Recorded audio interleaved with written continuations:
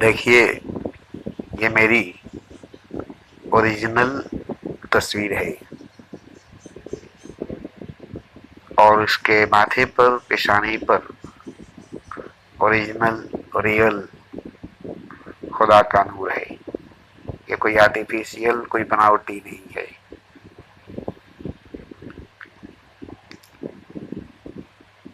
ये 55 साल की उम्र में मेरे पेशानी पर जाहिर हुई है, मेरे माथे पर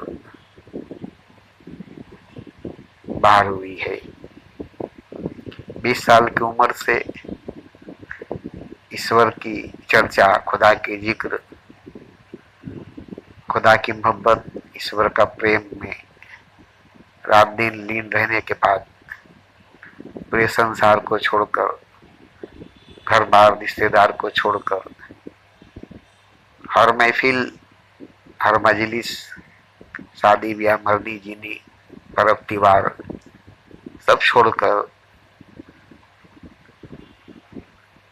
नया कपड़ा उतारकर, पुराने कपड़े पहनकर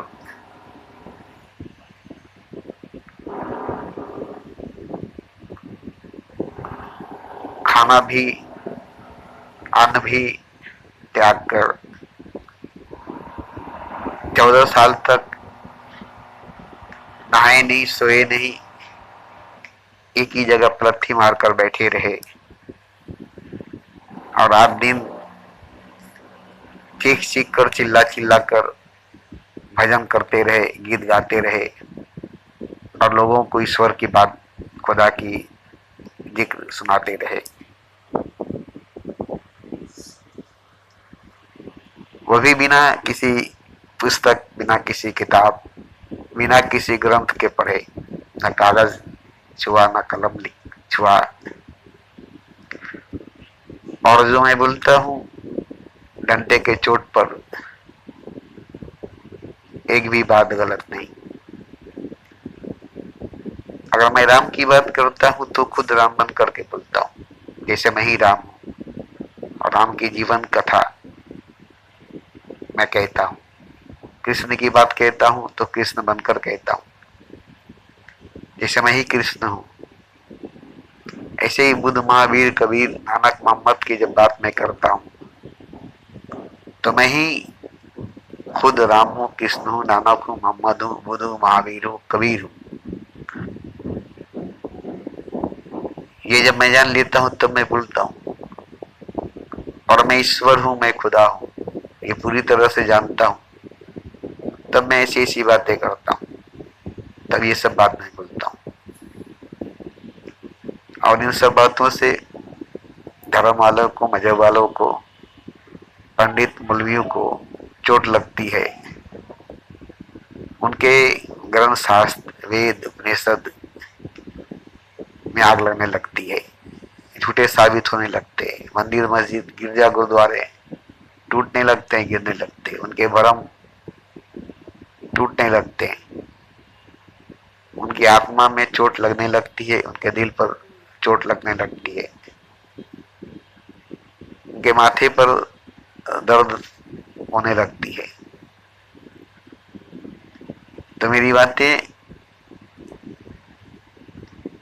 सीधा आपकी रूह पर चोट करेगी, आपकी आत्मा पर चोट करेगी, आपके दिल पर चोट करेगी, आपके मन पर चोट करेगी, आपकी बुद्धि पर चोट करेगी और आपके पुराने संस्कारों को, पुराने ढांचे को गिराएगी। जैसे मैं भी पुराने संस्कारों को, पुराने ढांचे को लेकर चला, जिसको गिरा दिया इन्हीं बातों ने, जिसको जलाकर खत्म कर दिया इन्हीं सब बातों ने। मेरी भी दुनिया तबाह हो गई, मेरी दुनिया में क़यामत आ गई, मेरी दुनिया खत्म हो गई। इन्हीं सब बातों में मेरे दिल, दिमाग, रूह, अंदर के भरम, अहंकार सब जलकर राख हो गई। आज मैं सिर्फ शरीर हूँ, जिस्म हूँ और शरीर के अंदर, जिस्म के अंदर कुछ भी नहीं है। एक प्राण है, एक जान है, बस। न दिल है, न दिमाग है, न रूह है। ये पेशानी पर जो जाहिर हुई है, ये माथे पर जो जाहिर हुई है, बस यही मेरे भीतर, मेरे अंदर है। और इसके सिवा मेरे अंदर, मेरे भीतर कुछ नहीं है। मैं इसकी मुजाहिरा नहीं करता हूँ, इसका प्रचार, इसका चर्चा नहीं करता हूँ, इसकी तबलीग मैं नहीं करता हूँ, इसको मैं दुनिया को दिखाता नहीं हूँ।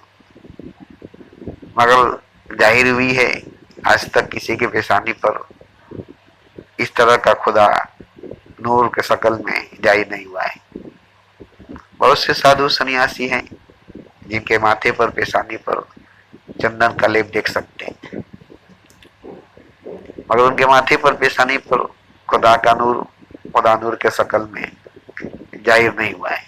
खुद शंकर भगवान के छवि देख सकते हैं, उनके माथे पर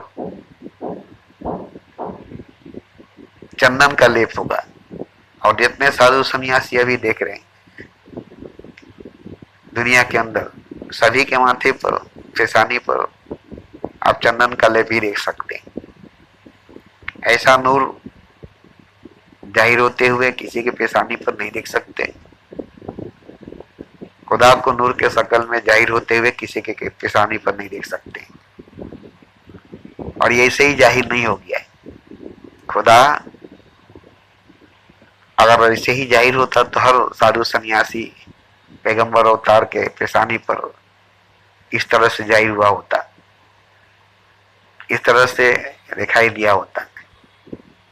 मगर आज तक किसी के पेशानी पर इस तरह से खुदा का नूर, खुदा नूर के शकल में जाहिर नहीं हुआ है। ये मैं जानता हूँ, और ये खुदा भी बोलता है कि मैं किसी के पेशानी पर जाहिर नहीं हुआ हूँ सिवाय तुम्हारे पेशानी पर। मैं नूर के शकल में किसी के भी माथे पर, पेशानी पर कभी जाहिर नहीं हुआ हूँ, सिर्फ तुम्हारे पेशानी पर, तुम्हारे माथे पर मैंने खुद नुमाई की है, खुद को जाहिर किया है। क्योंकि तुम ऐसे थे, तुम्हारी माथा ऐसी थी, तुम्हारा पेशानी ऐसा था, तुम्हारी बुद्धि, तुम्हारी विवेक, तुम्हारी समझ ऐसी थी जिसमें कुछ भी नहीं था। कोई सोच, कोई समझ, कोई ज्ञान, कोई बुद्धि, कोई विवेक नहीं था। बिल्कुल खाली थी, जरा भी किसी चीज की झलक नहीं थी। इसलिए मैं पूरा का पूरा नूर के शकल में पेशानी पर जाहिर हो गया, माथे पर जाहिर हो गया। जरा भी दाग होती, कुछ होता, जरा भी कुछ होती तो मैं जाहिर नहीं होता। क्योंकि पिछले 20 साल की उम्र से 55 साल की उम्र तक माथे में, पेशानी में, बुद्धि में, विवेक में बहुत कचरा थी, बहुत गंदगी थी, बहुत गलाजत थी, बहुत अंधकार थी। इसलिए मुझे जगह नहीं मिल रही थी, मुझे जगह नहीं मिल रही थी। मगर धीरे धीरे धीरे धीरे सारे कचरे, सारे गंदगी, सारे गलाजत बिल्कुल साफ हो गए। पेशानी शुद्ध हो गई, माथा शुद्ध हो गया, एकदम क्लियर, खाली हो गई। और पूरा शरीर, पूरा जिस्म नूर से भर गई। अब कहीं कोई जगह नहीं थी। तब जाकर के आखिर में ओवरफ्लो, जैसे टंकी में पानी होती है, टंकी भर जाने के बाद पानी ओवरफ्लो हो जाती है, इसी तरह से जब पूरे जिस्म में, पूरे शरीर में, पूरे अंग अंग में रूह भर गई, खुदा भर गया, अब कहीं जगह नहीं रही। तब उभर गया, ओवरफ्लो हो गया और पेशानी पर, माथे पर जाहिर हो गया। अगर कहीं किसी जगह पर शरीर में जगह होती तो जाहिर नहीं होती। पूरा भर के ओवर हो गया, भर के गिरने लगा। तब मैं खुदा नूर के शकल में तुम्हारे पेशानी पर, तुम्हारे माथे पर मजबूरन जाहिर हो गया।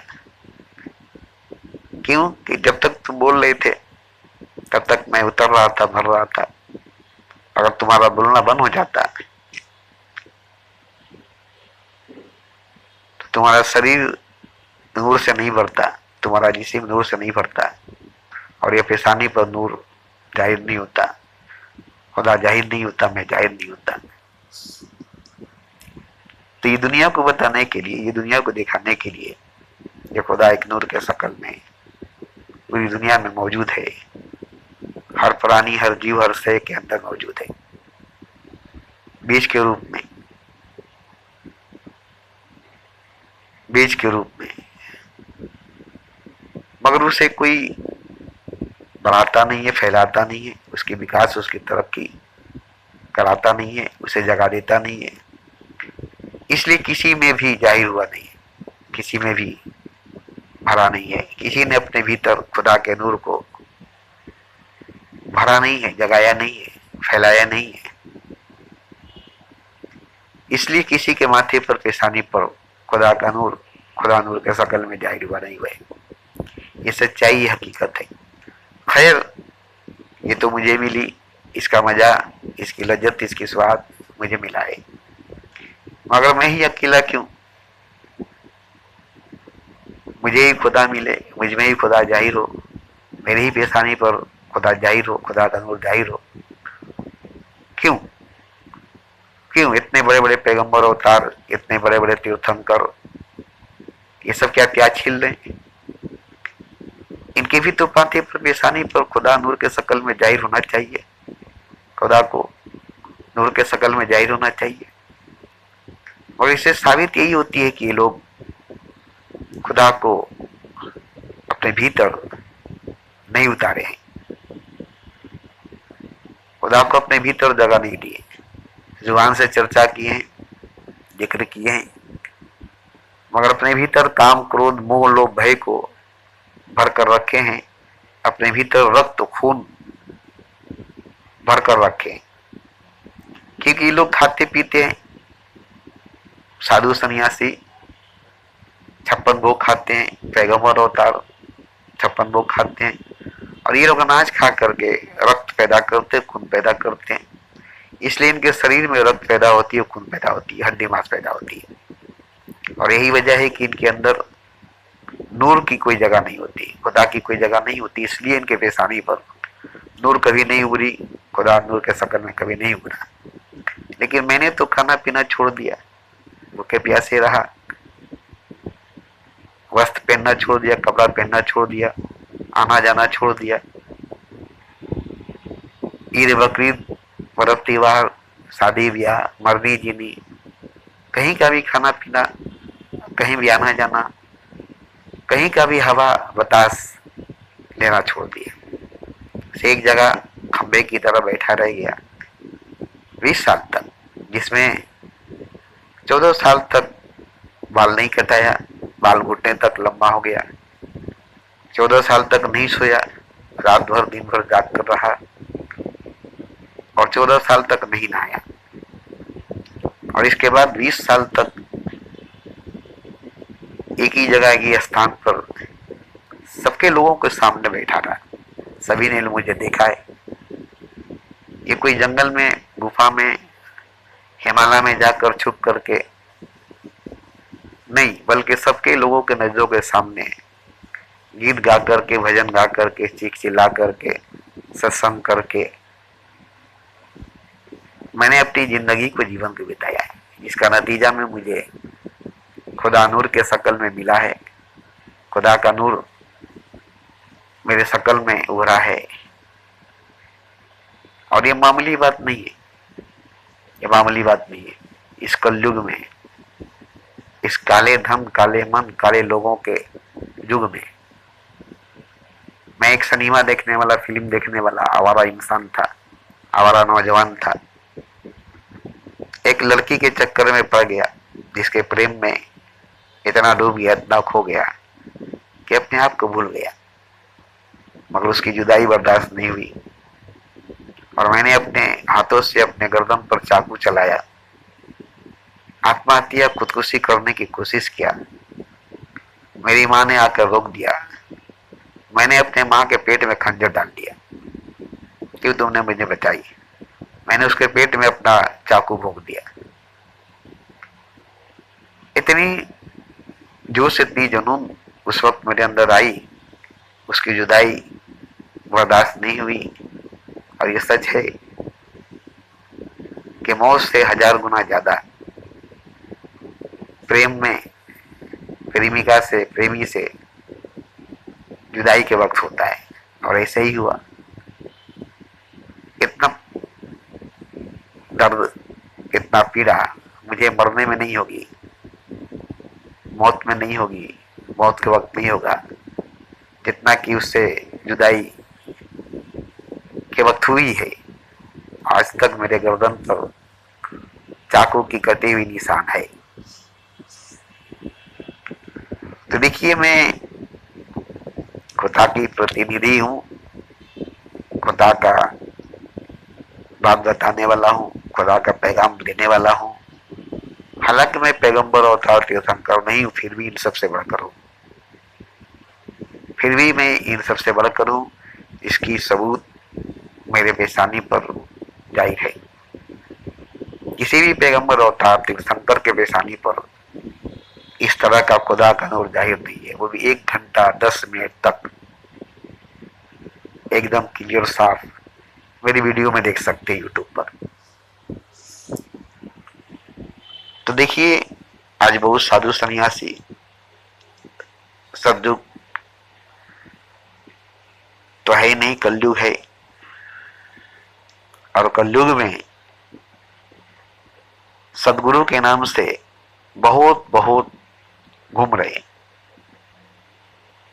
जिन्हें सत्य का बोध नहीं, वो सदगुरु हैं।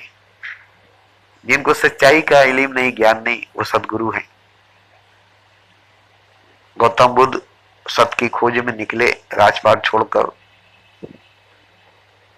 और 20 साल तक भटके, हजारों गुरुओं की सेवा किए, परंतु शास्त्रों का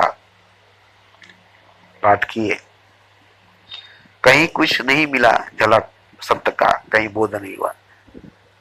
तब आकर के अंत में अन्न छोड़े, फिर जल छोड़े, फिर वायु छोड़े, फिर मृत्यु के समय पहुंचे।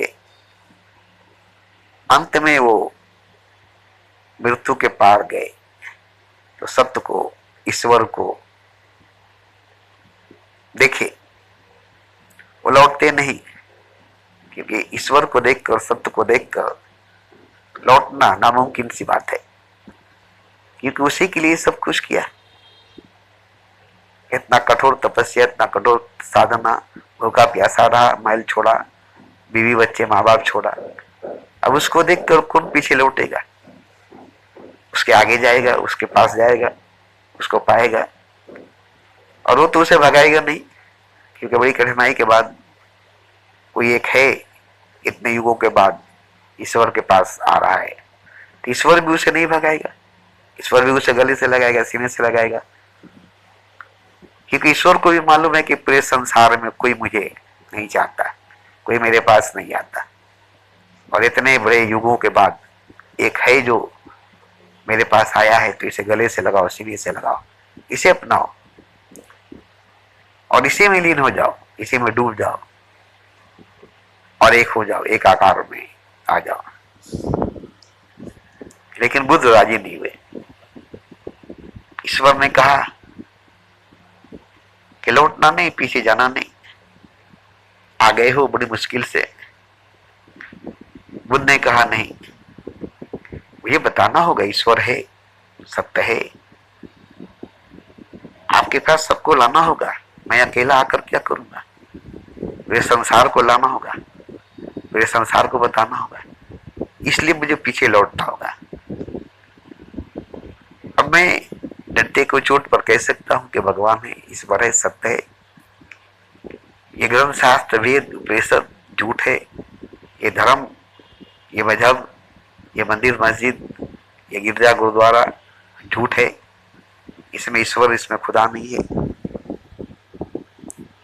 इस जीवन में, जिंदगी में ईश्वर खुदा नहीं है। मृत्यु के पार जाना होगा, इसके लिए जीवन में, जिंदगी में जीते जी मर जाना होगा, जैसे मैं मर गया, तब ईश्वर को पाना होगा। अब इसको बताने के लिए मुझे वापस लौट जाना पड़ेगा। तो लौटे और सत्य का प्रचार किए, ईश्वर का प्रचार किए, मगर कितने लोग वहां तक पहुंचे जहां वो बुद्ध पहुंचे, कितने उनके मानने वाले वहां तक पहुंचे जहां बुद्ध पहुंचे। बुद्ध तक पहुंचे, बुद्ध तक पहुंचे, अगर जहां तक बुद्ध पहुंचे वहां तक बुद्ध के मानने वाले नहीं पहुंचे। बताने के बाद भी, समझाने के बाद भी बुद्ध अकेला ही उसी जगह पहुंचे। ये नहीं कि बताए, समझाए और अब बुद्ध के साथ बहुत से लोग वहां पहुंचे जहां बुद्ध पहुंचे नहीं। इतना बताने समझाने के बाद भी बुद्ध ईश्वर के पास, खुदा के पास अकेला ही पहुंचे, उनके साथ कोई नहीं पहुंचा, उनके संग कोई नहीं पहुंचा। तो उनकी सारी मेहनत बेकार हो गई। एक धर्म बन गई बुद्धिस्ट, और अब धर्म बनने से क्या होगा? एक बौद्ध धर्म बन गई, इससे क्या होगा? कि उस वक्त बुद्ध के साथ अगर कोई गया होता तो ईश्वर के पास पहुंच गया होता, क्योंकि बुद्ध के साथ जाना आसान था, क्योंकि बुद्ध पहुंचे हुए थे और पहुंचे हुए के साथ पहुंचना आसान था। लेकिन कोई नहीं गया बुद्ध के साथ, कोई नहीं पहुंचा बुद्ध के साथ। बहुत कोशिश किए, बहुत कोशिश किए, अंत में अकेले ही गए। तो बुद्ध तो चले गए, बुद्ध के रहते में कोई नहीं गया, बुद्ध के साथ कोई नहीं गया। जब बुद्ध नहीं है तो बुद्ध के मानने वाले कहां से जा सकते हैं? आज तक तो कोई भी उस जगह, उस स्थान पर, उस मकाम पर नहीं पहुंचा जहां बुद्ध पहुंचे, जहां बुद्ध पहुंचे। इसलिए बुद्ध भगवान हो गए और सब भगवान के भगत हो गए। ऐसे ही मोहम्मद जहां पहुंचे वहां उनके साथ चलने वाले, उनके साथ मानने वाले 1,24,000 पैगंबर, 1,24,000 सहाबी, हजरत अली, उमर फारूक, उस्मान गनी, ये लोग उनके साथ साथ संग संग रहते रहे। मगर खुदा के पास अकेला तन्हा सिर्फ मोहम्मद ही गए। उनके साथ, उनके संग कोई भी नहीं गया। जिब्रील तक नहीं जा सके, जो चौथे आसमान तक गए और उससे आगे नहीं जा सके। तो मोहम्मद को भी अकेला खुदा के पास जाना पड़ा।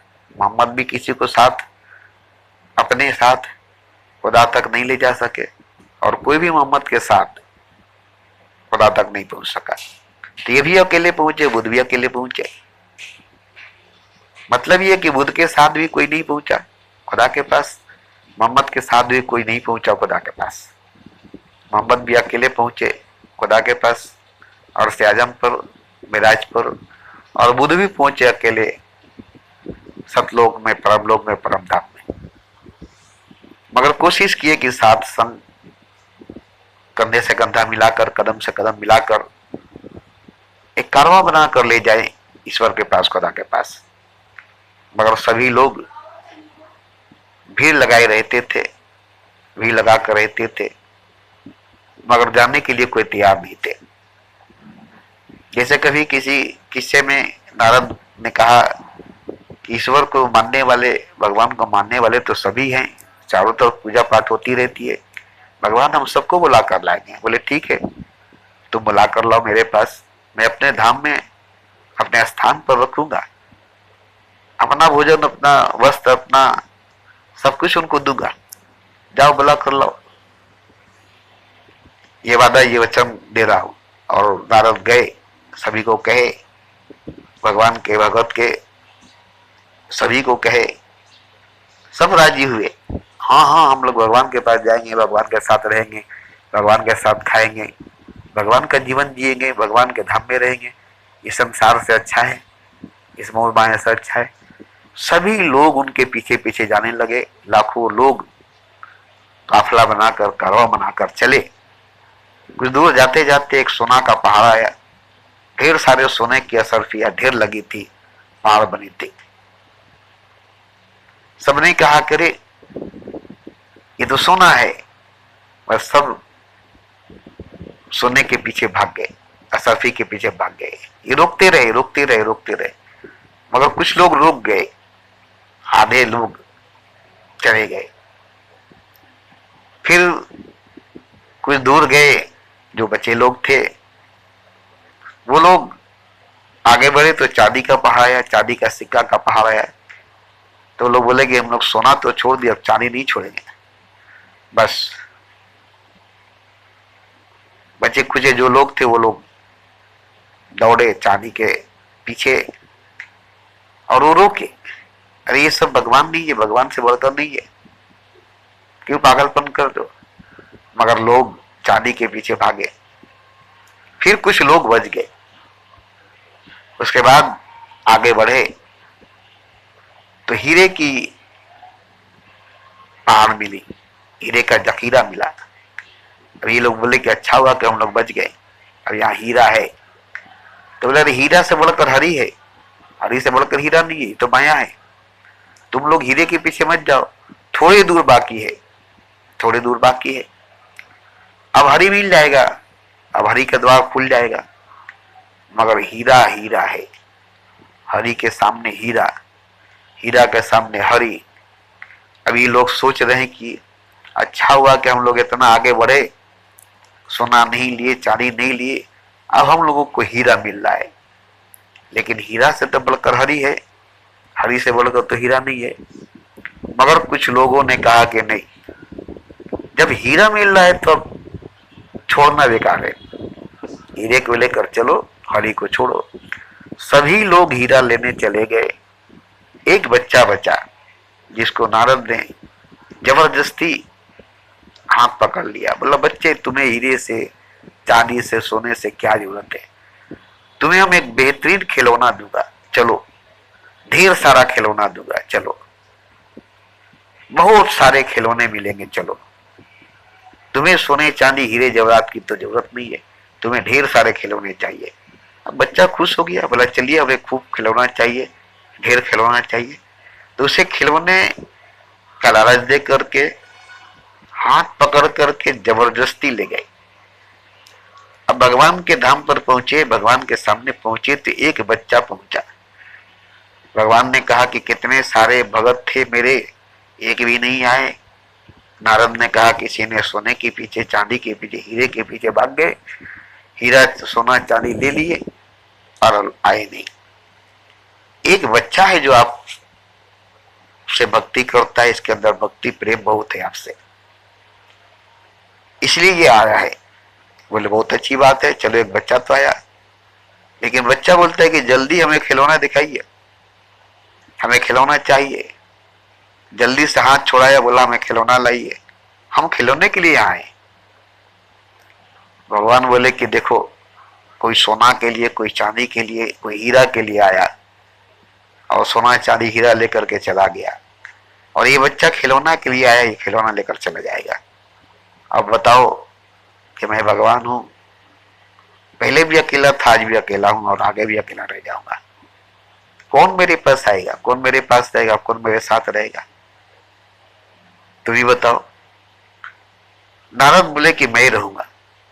बोले ठीक है तुम रहो। मगर कुछ दिनों के बाद नारद को एक लड़की से, सुंदर लड़की थी, रानी थी, उससे प्रेम हो गया और वो बोले कि भगवान हमें अपनी प्रेमिका से मिलना है, उसके प्रेम में जीना है और हमें वो प्रेमिका चाहिए, किसी तरह से आप मुझे वो प्रेमिका दे दीजिए। तब वो भगवान को छोड़कर अपने प्रेमिका की तरफ चले गए। भगवान ने कहा आज तुम भी हमें छोड़कर चले गए अपने प्रेमिका के लिए, तो कितना दुख हुआ होगा भगवान को, कितना पीड़ा हुआ होगा भगवान को। कैसे ऐसे मनुष्य को बनाकर क्या मिला भगवान को। वो तो उसी वक्त पूरे ब्रह्मांड को, पूरे कायनात को, सारे मखलूकात को जलाकर भस्म कर देता क्रोध में आकर। मगर बोला छोड़ो, मैं अकेला था, अकेला हूं, अकेला रहूंगा। मेरे साथ मेरे पास कोई नहीं था, कोई नहीं है, कोई नहीं रहेगा। मेरा माँ बाप नहीं, मेरे बीवी बच्चे नहीं, मेरे दोस्त यार नहीं, मेरे बंदे, मेरे भगत भी नहीं। तो इस तरह से भगवान की सच्चाई, भगवान की हकीकत मैं बता रहा हूं। आज मैं कलयुग में अगर कहूं कि सबको भगवान को पाना है, भगवान के पास जाना है, ये मोह माया, ये कंकड़ पत्थर जो हीरा जवाहिर है, ये गोबर मिट्टी जो सोना चांदी है, ये रुपया पैसा जो हाथ का मैल है, इसको लेकर के कोई भी भगवान के पास नहीं जा सकता। आज जो सत्संग हो रही है बड़े बड़े पिंडालों में, राम कथा हो रही है, गीता का पाठ हो रहा है, या जलसा मिलाद हो रही है, और इन सब के तो मन काले हैं, इनके सब के धन के काले हैं, और ये लोग भी काले हैं। काले लोग, काले मन, काले धन, काला तन, काला मन, काला धन, काले लोग, काले मन, काले धन। जैसे कागा, कागा काला है और बोगला सादा है। कई लोग तो कागा है, बोगला नहीं है। अगर बोगला सादा भी है तो बोगला क्या है? मछली खाता है, मांस खाता है, बोगला भगत। ये जो बोगला भगत है, सफेद चादर पहनकर, सफेद पोशाक पहनकर, गेरुआ वस्त्र पहनकर, जटा बढ़ाकर कुंभ के मेले में लाखों करोड़ों के तादाद में लंबे लंबे जटा बढ़ाकर, माथे पर चंदन टीका लगाकर, ये लोग ईश्वर को नहीं जानते, खुदा को नहीं जानते। क्योंकि अगर ईश्वर को जानते, खुदा को जानते, ये पाखंड करने की जरूरत नहीं होती। एक साधारण जीवन जीते, ईमानदारी सच्चाई से दो रोटी कमाते, आधे पेट खाली पेट खाकर जीते। राम ने खुद कहा, सुनो सिया, कलयुग में काले धन काले मन होंगे, काले लोग होंगे, और प्रभु भक्त निर्धन होंगे। कलयुग में काले धन काले मन काले लोग होंगे और प्रभु भक्त निर्धन होंगे। सुनो सिया, कलयुग में काले धन काले मन होंगे और प्रभु भक्त निर्धन होंगे। तो निर्धन होना कौन चाहेगा? कोई भी अगर प्रभु की भक्ति करेगा तो निर्धन हो जाएगा। हमारे पास जो भी धनवान आएगा वो निर्धन हो जाएगा, क्योंकि उसे सारे धन को बांटना पड़ेगा। मैं कहूंगा खुद, तुम अपने हाथों से सारे धन को बांटो।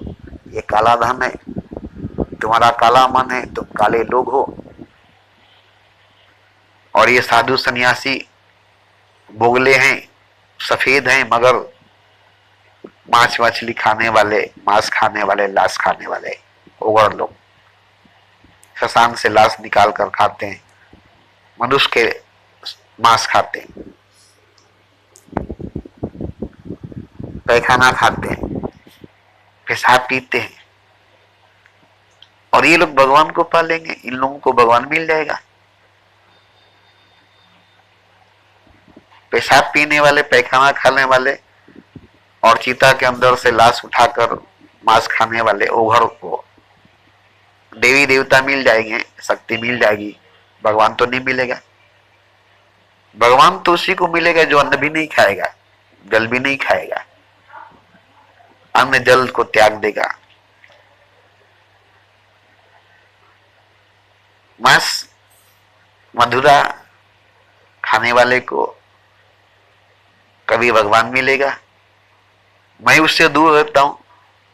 जो लोग मांस खाते हैं, मधुरा खाते हैं, लाश खाते हैं, ओगड़ों से, साधु संन्यासों से घृणा होती है।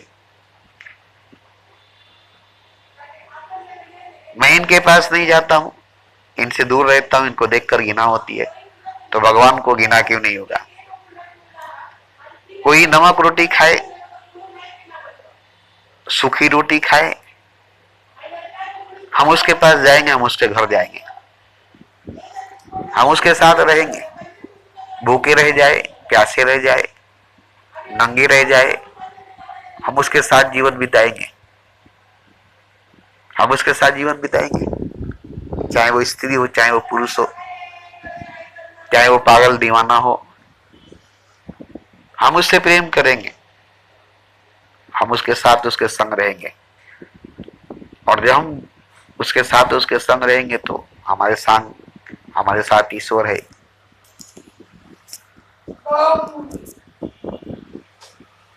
तो उसके साथ उसके संग ईश्वर रहेगा, ये मैं गारंटी दूंगा, इसकी मैं गारंटी दूंगा। अगर ऐसा नहीं हुआ, अगर ऐसा नहीं हुआ तो मैं हमेशा चैलेंज करता हूं, डंडे के चोट पर कहता हूं कि मेरी कत्ल कर दिया जाए, मेरी गर्दन काट दिया जाए, मुझे गोलियों से भूज दिया जाए, मुझे तोप से उड़ा दिया जाए, अगर मैं गलत हूं तो, अगर मैं गलत हूं तो बीच चौराहे पर ला करके मुझे चारों तरफ से पत्थर मार करके, खंजर भोंक करके, भाला भोंक करके, तीर से, तलवार से, गोलियों से बौछार करके मुझे खत्म कर दिया जाए। और अगर नहीं तो ट्रेन राजधानी एक्सप्रेस फुल स्पीड में आ रही है, मुझे वहां पर बांधकर खड़ा कर दिया जाए। ट्रेन राजधानी एक्सप्रेस फुल स्पीड में आ रही है और उसी के सामने लाइन पर मुझे बांधकर खड़ा कर दिया जाए और देखा जाए कि सच को वहां से नहीं, वक्त प्रहलाद को आग नहीं जला सका, सीता को आग नहीं जला सकी, इब्राहिम को आग नहीं जला सका, तो मुझे भी अब उस बेजान राजधानी एक्सप्रेस में इतनी शक्ति, इतनी पावर है और मुझ में उससे कई हजार गुना ज्यादा शक्ति पावर नहीं है, तो मेरा मर जाना अच्छा है, मेरा मर जाना अच्छा है। मैं खुशी खुशी हंसकर मर जाऊंगा। मैं भी तो देखूंगा उस बेजान ट्रेन में, लोहे के डब्बे में इतनी ताकत है और मैं चलता फूलता जीता जागता सच्चा इंसान, सच्चा भगवान, और मुझ में कोई ताकत नहीं। तो मैं इसके लिए हमेशा तैयार हूं। मेरी सारी वीडियो में इस तरह का मैंने बयान दिया है। आप जब चाहें, मेरा मोबाइल नंबर है 9331278831, इस पर आप बात कर सकते हैं। 9163048755 पर व्हाट्सएप पर मैसेज करके बात कर सकते हैं। मैं तैयार हूं हर वक्त, रात दिन 24 घंटा मैं तैयार हूं। मगर ये सब करके अगर संसार को कुछ मिलता है तो और अच्छा है। मुझे आजमा करके, मुझे मार करके पूरे संसार को ईश्वर मिलता है, खुदा मिलता है तो और अच्छा है। मैं बहुत खुश हूं। मेरी कुर्बानी, मेरी बलिदान से अगर आपको ईश्वर खुदा मिलता है, जैसे गाय बकरा को कुर्बानी करके खुदा राजी होता है, ऐसे ही मेरी कुर्बानी से, मेरी बलिदान से अगर संसार को भगवान मिलता है, खुदा मिलता है, तो मैं तो बहुत खुश हूं। चलो, मेरी कुर्बानी, मेरी बलिदान तो बेकार नहीं हुई। संसार को ईश्वर मिला, खुदा मिला। लेकिन मेरे रहते में, मेरे जीते जी जिंदगी में मेरे साथ, मेरे संग जीवन बिता करके जो मिलेगा, जैसे बुद्ध के साथ संग्रह करके, राम के, कृष्ण के, महावीर के, कबीर के, मोहम्मद के साथ संग्रह करके जो मिला, वो उनके गैर मौजूदगी में ना मिल सका, ना मिलेगा। आज न राम है, न कृष्ण है, न बुद्ध है, न महावीर है, न कबीर है, न नानक है, न मोहम्मद है। आज किसी को उनके मजारों पर जा करके क्या मिलेगा? थोड़ी सी रूहानी सुकून मिलेगी, खुदा तो नहीं मिलेगा। उनकी जिंदगी में, उनके साथ, उनके संग में रह करके जब असहाबियों को नहीं मिला खुदा, जब मानने वाले को खुदा नहीं मिला, तब तो वो नहीं है, वो मजार में लेटे हुए सोए हुए, उनकी लाश से क्या मिलेगा? हाँ, उनमें शक्ति है, पावर है, ऊर्जा है, जिससे आपको कुछ एनर्जी, कुछ पावर, कुछ शक्ति मिलेगी, लेकिन खुदा तो नहीं मिलेगा। कुरान में साफ लफ्जों में लिखा है खुदा ने कि जिंदा वली के साथ, जिंदा वली के साथ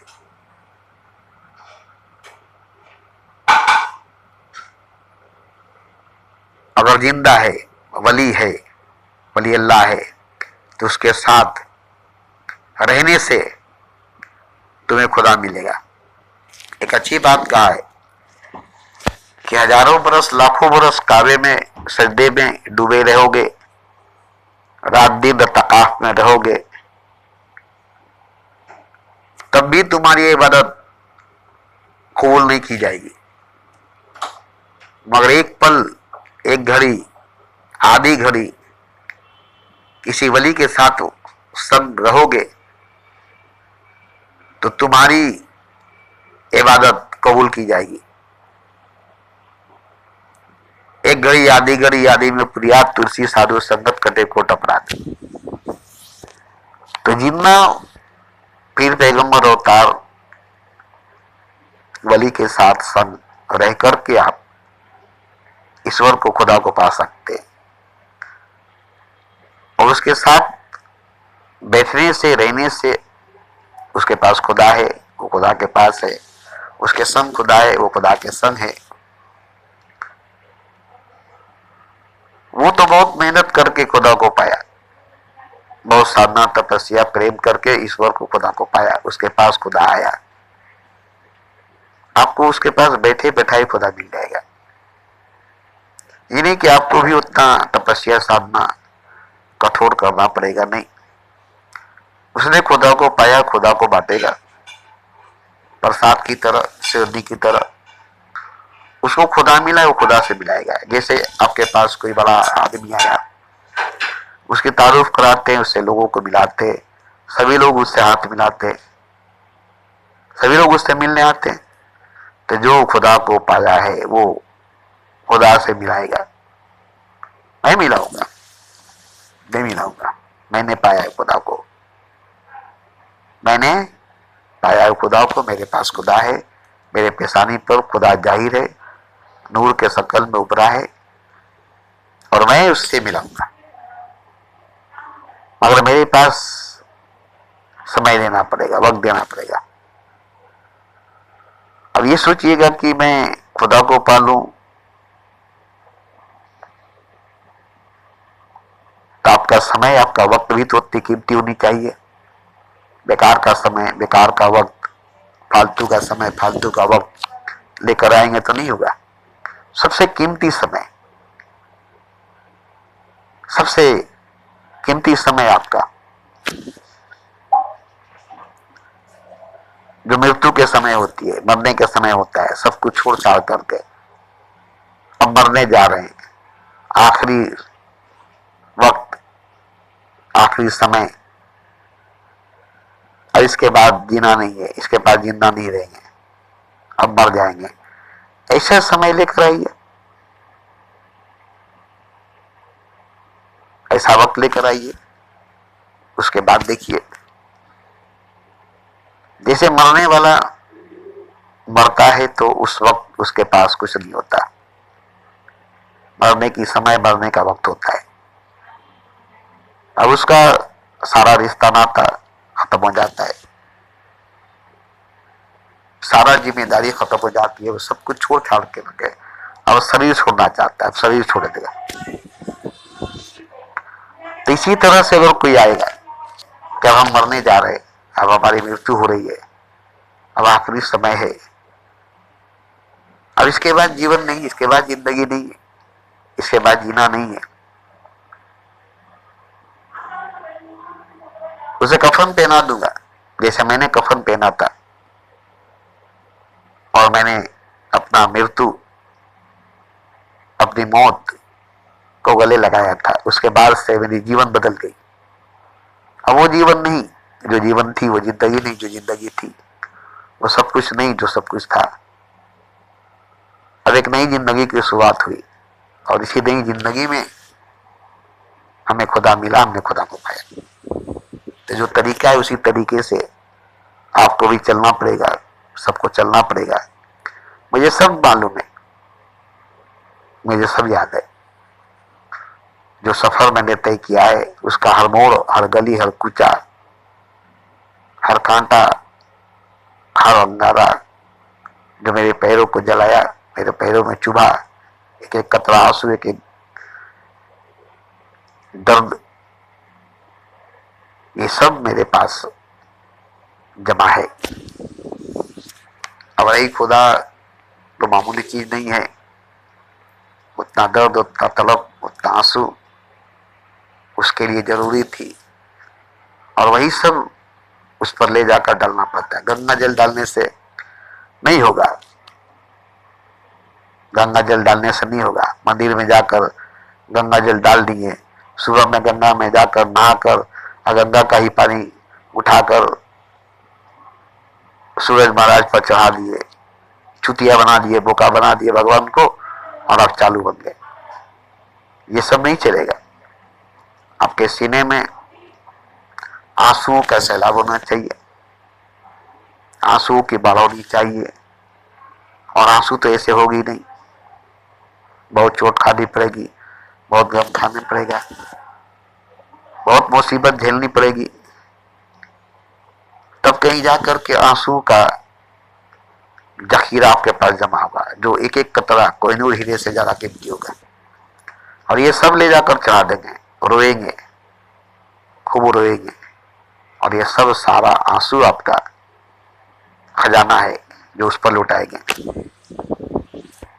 और वो लुटेगा आपके आंसुओं को।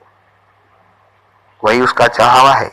ये फूल, ये फल, ये गंगा जल, ये सब चाहने से, भगवान को चुतिया बनाने से, बेवकूफ बनाने से आप खुद को चुतिया बना सकते, बेवकूफ बना सकते, भगवान को नहीं। मैं अगर आंसू बहा दूं, मैं अगर आंसू बहा दूं तो भगवान की मूर्ति को पानी पानी हो जाना पड़ेगा, पिघल कर मोम की तरह गल कर बह जाना पड़ेगा। मेरी आंसुओं में त्याग है, मेरी आंसुओं में त्याग है। मगर मैं जानता हूं कि वो पत्थर है, भगवान नहीं। अगर वो भगवान होगा तो पत्थर नहीं, वो पिघल जाएगा, वो पिघल जाएगा। और मुझे भगवान की पहचान है, मुझे खुदा की पहचान है। इस बुत में खुदा है, जो बुत खुदा है उसकी परस्ती से उसकी सजदा करने की जरूरत नहीं। उसके सामने खड़ा होकर बस थोड़ा सा रो देना है, फिर वो बुत खुदा बन जाएगा, प्रकट हो जाएगा। आंसुओं को बर्दाश्त नहीं कर पाएगा। अगर आंसू में दर्द होगी, खुशी होगी, सच्ची होगी, गहरी होगी, आत्मा रो रही होगी, रूह रो रही होगी, जैसे माँ अपने बच्चे के आंसू नहीं बर्दाश्त करती, ऐसे भगवान अपने भक्तों के आंसू नहीं बर्दाश्त करता। अगर वो भगवान होगा तो तुम्हारी आंसुओं से, तुम्हारे रोने से वो पिघल जाएगा। अगर वो पत्थर होगा, भगवान नहीं होगा, तो तुम रो रो कर अंधा हो जाओगे और वो नहीं पिघलेगा। अब उसे हथौड़ा से उठाकर तोड़ो, उसे लात से मारो, उसे मंदिर से निकाल कर फेंक दो, वो साला भगवान नहीं है, वो साला पत्थर का मूर्ति है, वो साला ईश्वर नहीं है। इसलिए उसे तोड़ दो। जिस बुत में अंदाजे खुदा नजर आए उस बुत को तोड़ दो। अगर वो खुदा होगा तो नहीं टूटेगा, अगर वो बुत होगा तो टूट जाएगा। यही काबे में हुआ, एक एक करके इब्राहिम ने हर बुत को तोड़ा कि जो बुत खुदा होगा वो नहीं टूटेगा और जो बुत खुदा नहीं होगा टूट जाएगा। इस तरह से इब्राहिम 8 साल की उम्र में 365 बुतों को तोड़ दिया, एक भी बुत खुदा नहीं था। इसी तरह से मोहम्मद भी आए तो उन्होंने भी ऐलान किया कि जो बुत खुदा होगा वो नहीं टूटेगा, जो बुत खुदा होगा वो नहीं टूटेगा, वो जाहिर होगा वो नहीं टूटेगा, तोड़कर देखा जाए कौन बुत खुदा है, और जो बुत खुदा नहीं उसे तोड़ दिया जाए, और जो बुत खुदा उसकी पूजा, उसकी प्रति, उसकी श्रद्धा किया जाए। तो इस तरह से मोहम्मद ने भी काबे में आकर एक एक बुतों को तोड़ा, हाथों से नहीं, उनके वाइब्रेशन से, उनके आने से बुत खुद ब खुद टूटने लगे, गिरने लगे, खुद ब खुद, तोड़ना नहीं पड़ा।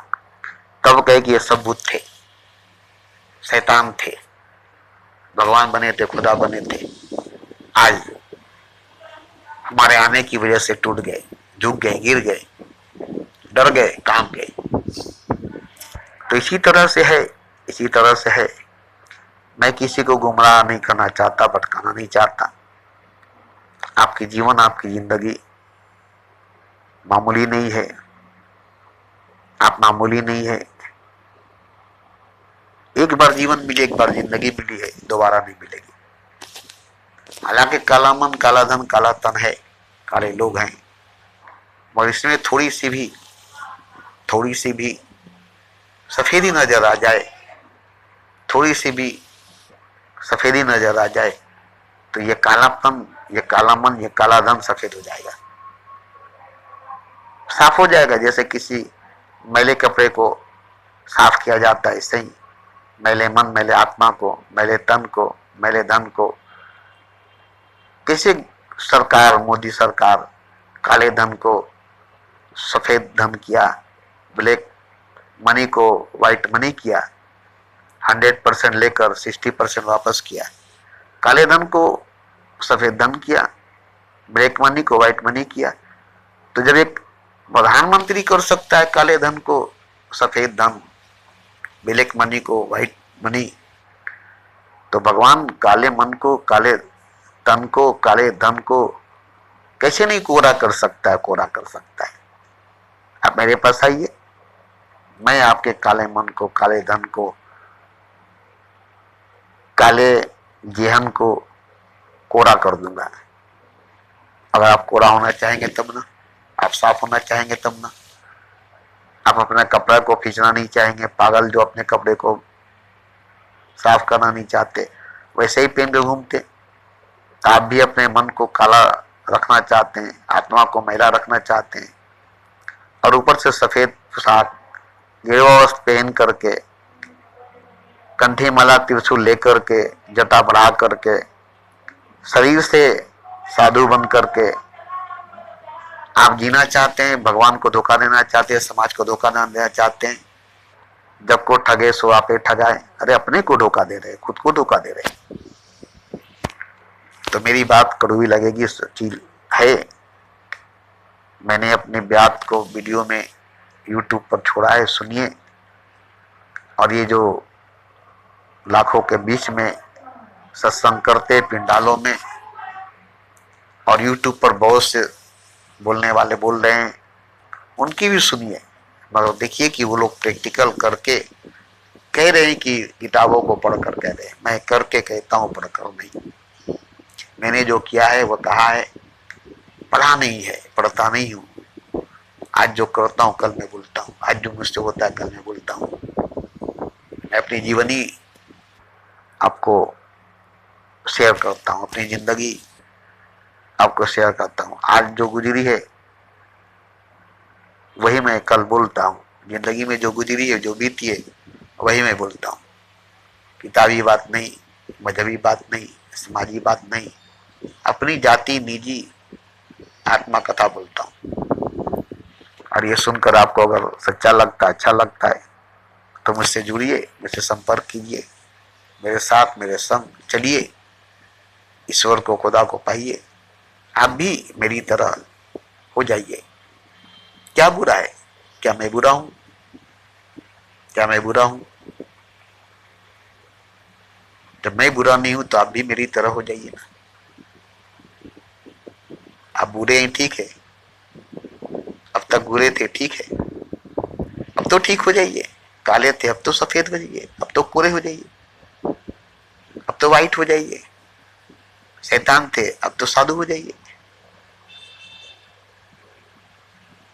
अंगुली मल डाकू था, रत्नागर डाकू था, वाल्मीकि भगवान हो गया।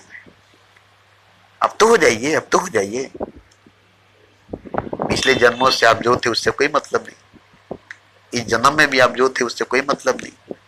अब से अब से अब से अभी से, जब जागा तब सवेरा, जब जागा तब सवेरा, जब से शुरू करेंगे तब से होगा। कल पर मत टालिए, कल देखा जाएगा, कल करेंगे, आज भर छोड़ दीजिए। इस तरह से पूरी जिंदगी गुजर जाएगी।